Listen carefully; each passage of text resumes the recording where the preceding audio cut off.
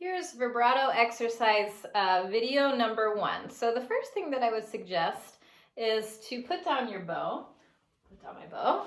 Hold your violin by the shoulder so that your shoulder underneath is pretty relaxed. And then make sure that you have your nice, good position on your left hand, none of this. And you're going to just start by polishing the string. You can choose either the third finger or the second finger, whichever finger you're most comfortable with. And what you're doing is you're making big motions with your arm, just going back and forth. Once you get really good at this, like let's say that you can do this for, I don't know, 20 or 30 seconds. This is actually quite taxing, so don't do it for more than you can, and then just drop your arm, shake it out. Okay? Once you get really good at the big motions, then you're going to start trying to go faster and smaller. Okay?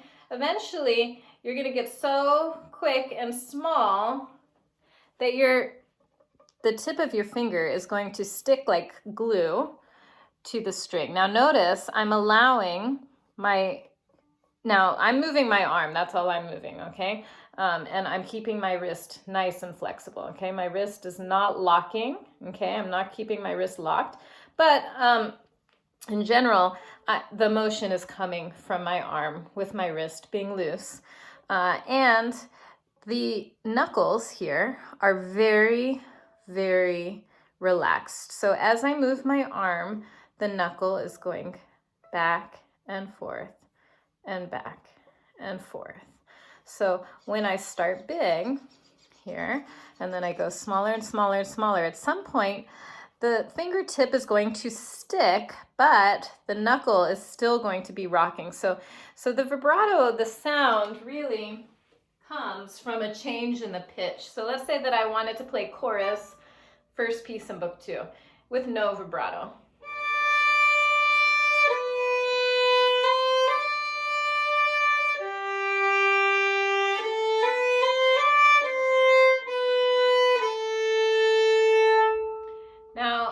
That's no vibrato. Now, if I wanted to add the vibrato, what the vibrato is actually doing is it's starting on the pitch. So the first pitch is a D. And it's actually, I'm pulling that finger back. So do you see how in the backwards motion, the finger is pretty far back, and the fingertip is kind of like pointing at me. And in the tall motion, in the up motion, do you see how tall the finger is? And the fingertip is pointing down towards the string. So that is actually what is changing the pitch for the vibrato. That is the slow motion.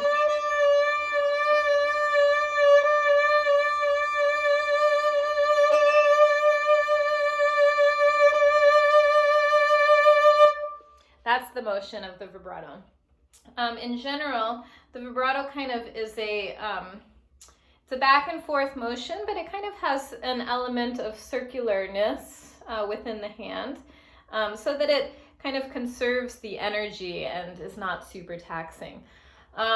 So when we vibrate, that's what we're hearing, is we're hearing the change in the pitch. And what we really want is the pitch to start on whatever note it is, and your hand is getting pulled down from that pitch. Our ear is going to hear the highest pitch played. So let's say that I were to vibrate up from the note.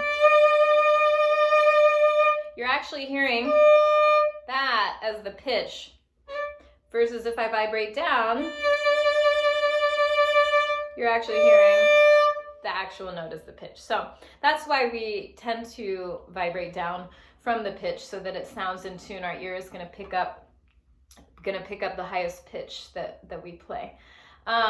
So once you get that motion and you're going faster and faster and faster, let's say that I wanted to do the second finger, you want to make sure that the motion is going in the direction of the fingerboard. You don't want any sideways motion.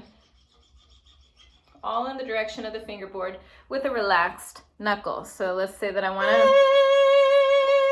it's not going to sound great at first. You can be very warbly, even if you want to do it slow.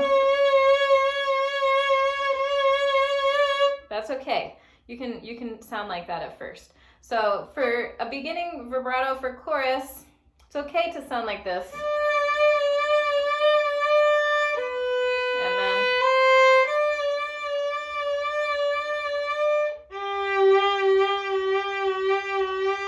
that's okay. Just whatever you can do to start moving the hand. Third and second fingers are going to be a lot easier than the first fingers when you're starting out with the vibrato. So eventually you're going to get this nice warm vibrato.